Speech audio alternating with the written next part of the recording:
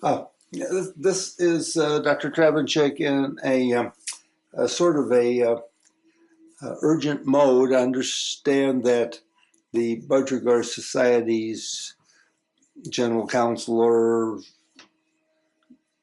judges panel is considering uh, issues revolving around frosted pies.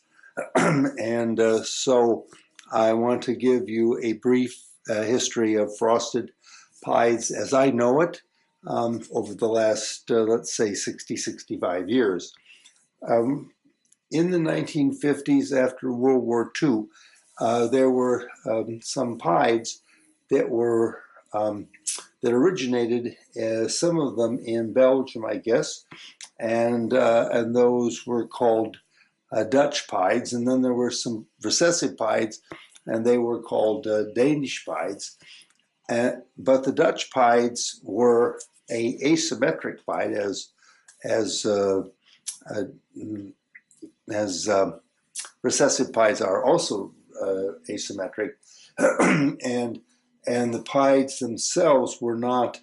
Those Dutch pies were not very attractive and did not garner a lot of popularity both in the show circuit and also in the pet trade. However, there was a variation of them, and it was really a completely separate factor. And that factor was called a frosted pie. And those birds garnered immediate support to some extent in the show community, but mainly in the pet market, because these birds were dramatically different than anything that anybody had ever seen before, and they developed a weird sort of frosting over their entire bodies. What you're looking at is a bird that I bred about 20 years ago or so. It's on YouTube, or if you go to, it's not on YouTube, if you Google search frosted pies, there are 100 pictures of different birds that are purported to be frosted pies. But of that 100 pictures, there's only really one or two that are of the birds that are actually, in my experience, that are actually frosted pies. And this is the best picture that is on the Google search for frosted pies. So I want to show you some detail about this bird. This would be a 3-year-old bird. And so when this bird came out of the nest, he would have only had a few white marks here, had a few white marks here, a few white marks here, and all of them that I've been familiar with, I've raised them by the hundreds, would have a head patch. So, but over the course of time, as I said, this bird is probably 3 years old, looks to be 3 years old to me. In the first year, he will have some frosting. I'll show you some birds that are frosted at different times in their life. I don't have a really good set of pictures. I gave a program in the Budgies Society Club show about 20 years ago or so, somewhere in the early 2000s.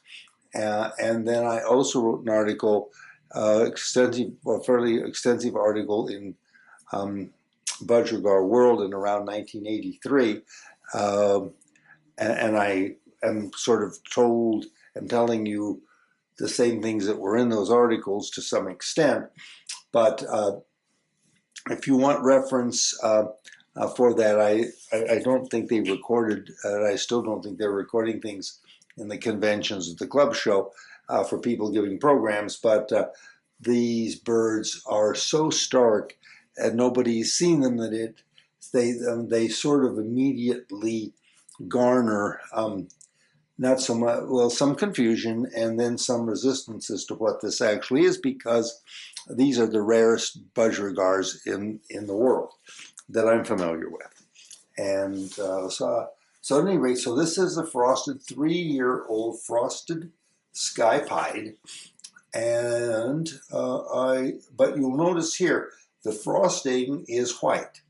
So therefore, if this bird would have been green, this frosting would be yellow, and so and this is a beautiful overlay of frosting.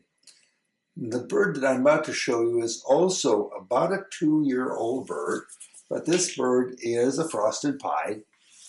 And I'm going to go back. Let me go back to this other picture, which is not really very good.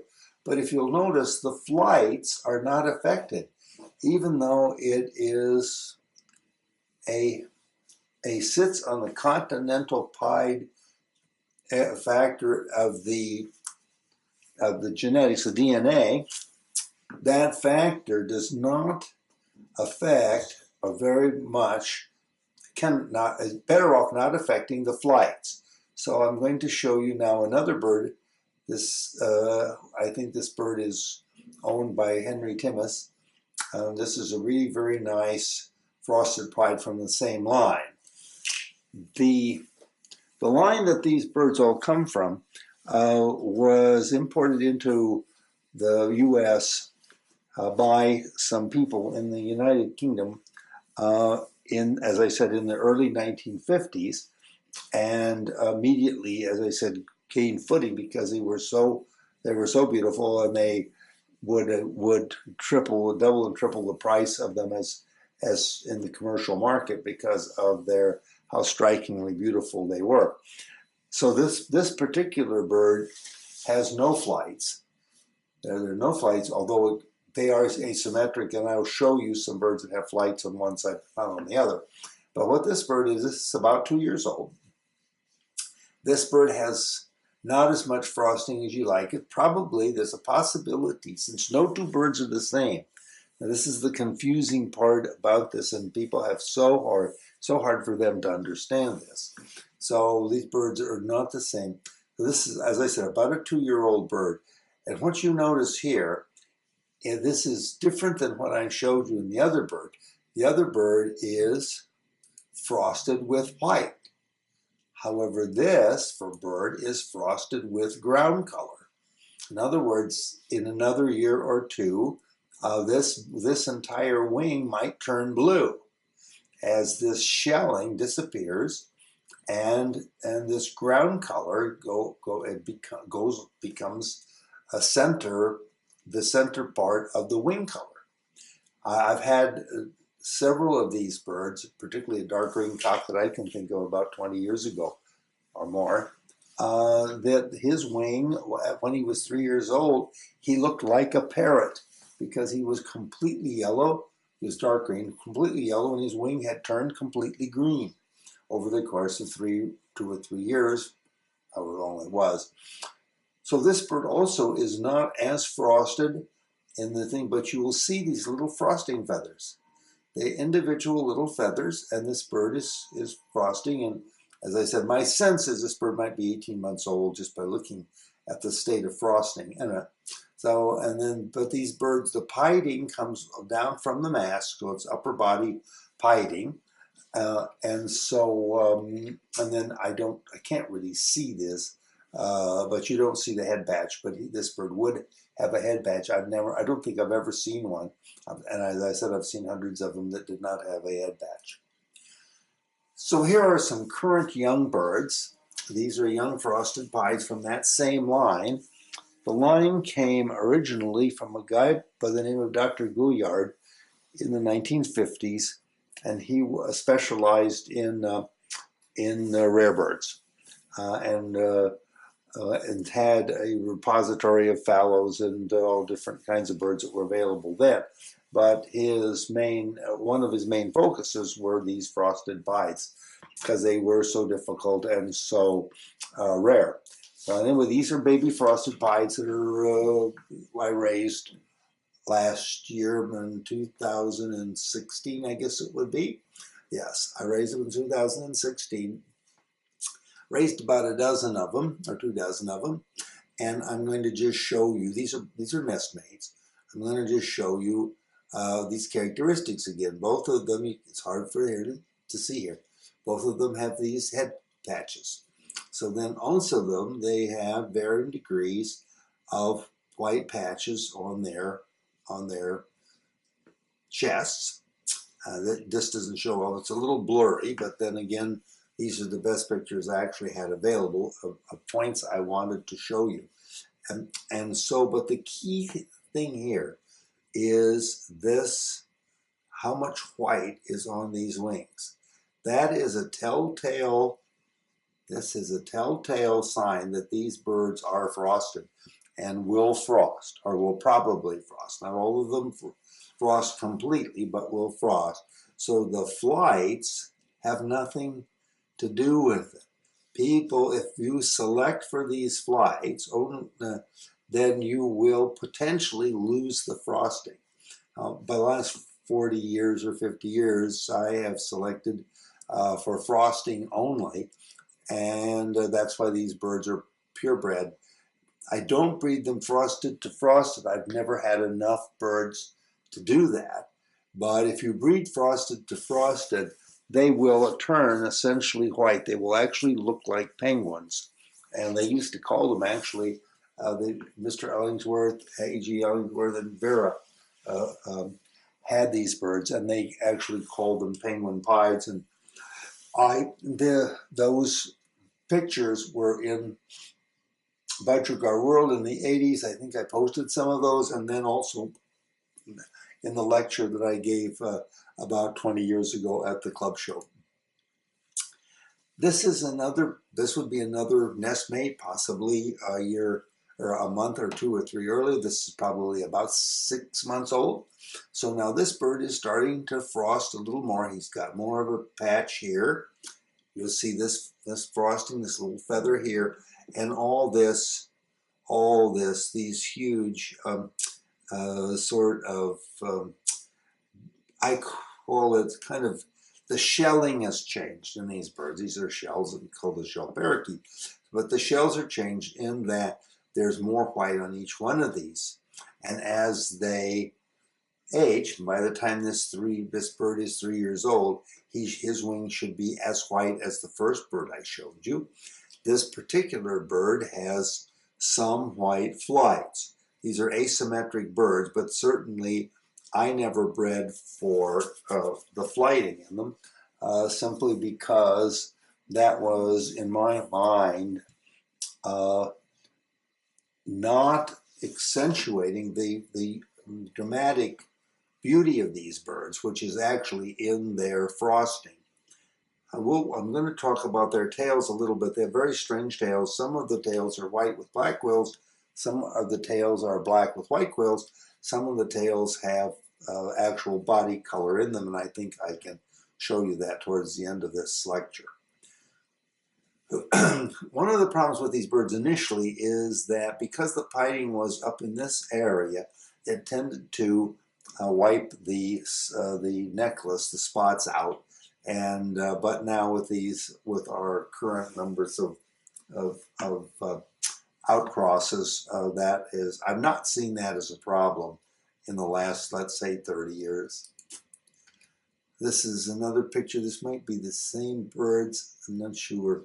No, I don't think so. So this is another bird. These are all nestmates. So here's your telltale head spot. You can see that. But again, this open patch around it has to be, in my mind, it has to be contiguous from the mask. So, and then there's a white mantle here and some flights. But again, I don't pay any attention to that. Please don't pay any attention to that. You will lose this factor. The main factor, if you pay any attention to the flights. You're working only with the frosting here. And you'll notice this edging on the individual shells. This is a telltale sign. Once you learn to recognize this, you can see this bird in a flight of 1,000 birds because it's different than any bird in that flight in terms of the amount of this white that's on the wings in that shelling. Now this is even more, these birds are neither symmetrical nor are they identical, which was a problem with the variety, and because once the Australian pieds came in, it wiped out not only the continental pieds, it wiped out everything because people were showing these birds, and the show requirements were that they had to have a full complement of white flights. And of course, that put the end to this variety because that's not the way the variety That's not the way the genetics in this variety works. This bird, in my mind, is going to be frosted more of all the birds I've shown you so far. These are cocks. Mostly the cocks are frosted. I have raised, for years and years and years, I raised them. And I raised, 150 or 100 cocks. I never raised a single frosted hen. And I don't know why that is, but they are. I will show you a frosted hen or two, but they don't frost very much. And the subtlety marks in them they're hard to pick out. But you're looking only for this variation. There's white here, it's white here, it's white here. All these things are all white, and then this white around the chest and around the bib area. So that is, as I said, this bird, and you're already seeing some frosting.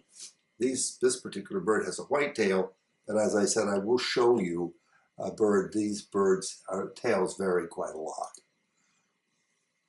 This is sort of another picture of the same bird. These are all baby birds, certainly 4 to 6 months old, and you'll see this edging. I know what you're drawing. Your eyes are drawn to this, but I don't want your eyes to be drawn to that. I want your eyes to be drawn to this, because this is the telltale sign that they are going to frost, right? That they're actually frosted pieds. They would have to have some, or eventually have some white feathers, but the white feathers just appear from basically out of nowhere. This bird could have one white feather, and then in another 6 months, a year, could have 10 white feathers. These birds just continue. All these little white feathers continue to. This frosting you see a little hint of frosting here. It's not a super picture, but it's the best picture I have that I needed for you to see in order to understand these birds. Then they have this head patch, but these head patches are highly variable also. Variation in these birds is the secret and the key to them. Now this is a bird that I think also was bred by Henry Timmis. It is a frosted pied. It's about 18 months old or so. It's showing you this sort of beginning to frost, although the hens just do not frost in the same way cocks do. So this is about as frosted a hen as I've seen. I've seen hundreds of them, but these birds just don't frost. Hens do not frost in the same way. What you are noticing now is this body color coming up into the mantle and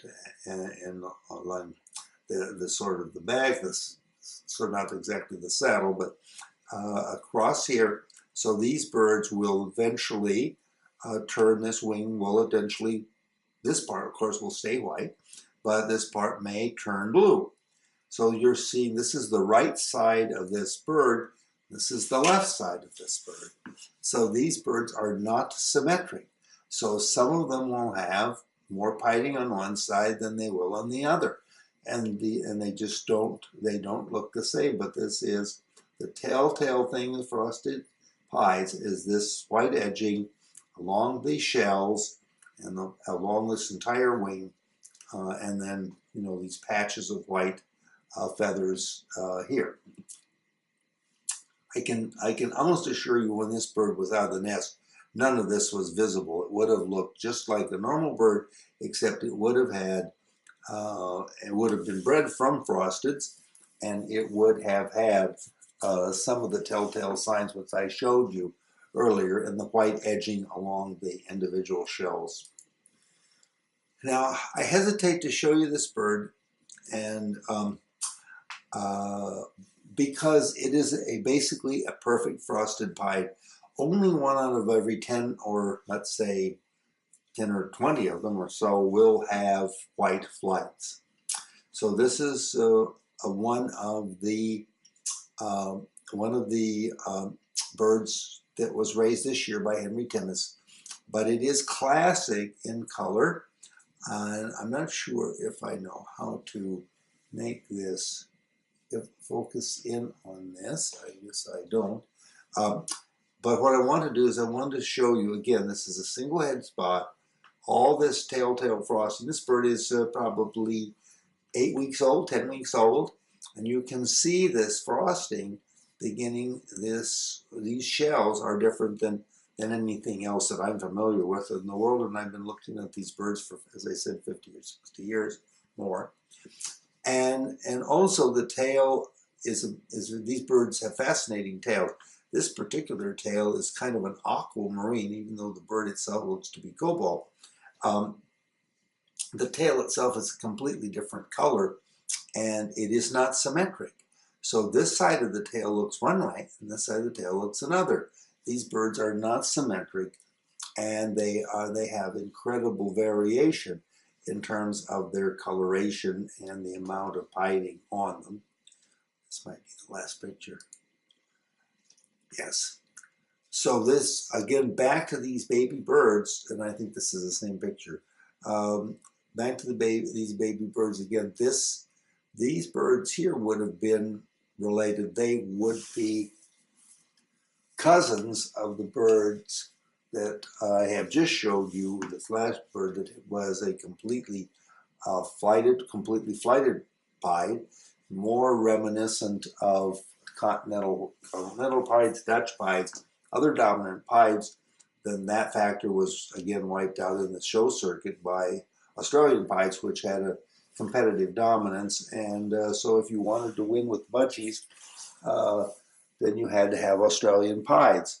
And my advice to you, if you want to win with Budgies, then don't deal with frosteds, because I don't know, they don't know where to put them, and I'm not sure where you'd get them, and they are a lifetime endeavor. You always have to have, because they don't breed true, and sometimes you'll go a year or two, you won't breed any, and all of a sudden you'll go a year and you'll breed a dozen of them.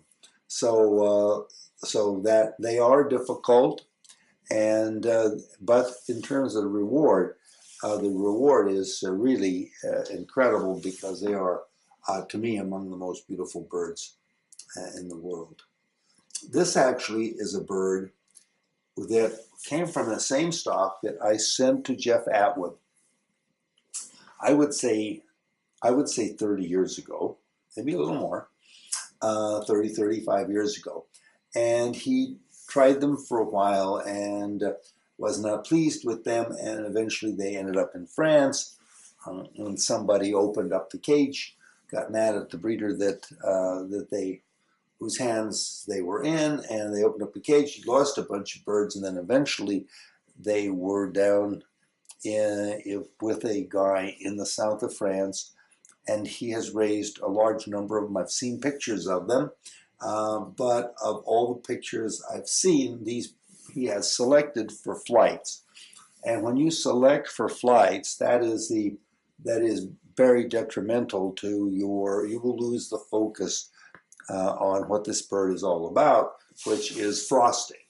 So this bird, you see, it's a young hen. So these birds don't frost as much as cocks do in the first place. But, and you can't see in the back, but it would have to have a white spot. But what it has here is these feathers. You say, well, they're not connected to what you've already told us, that you want them connected to the mask. Well, yes, that bothers me a little bit, but I see a feather here, and a feather here, and a feather there. So any central pieding in here is not characteristic of frosted pieds. But what is, here's the telltale sign that he has not lost that factor. So there is the telltale signs of the white edging along these individual shells. So that, to my mind, this is absolutely and positively a frosted pied. In Europe, it might be one of the few frosted pieds in the world, really. I mean, I think it's in the south of France somewhere. So I'm very pleased to recently made connections with him over Facebook or the internet or some darn thing. Anyway, so we've been exchanging pictures, and I have sort of been talking to him. So at any rate, so that's the key to me, to the frosted pied. I understand it's a slightly blurry picture, but that's the best I can give you. And so I hope that this will give you some insight into these birds, and if the BS is considering recognizing the birds, well, I would be more than happy to spend whatever effort I can to tell them what I know about these birds. But I thought that this was an important video to put out on YouTube as soon as possible, because I think the meeting is this coming Sunday. And so once I post this, I will announce this on Facebook, and ask people who are interested in these birds, and particularly interested in the BS deliberations this weekend, to see this little video, I guess. So thanks.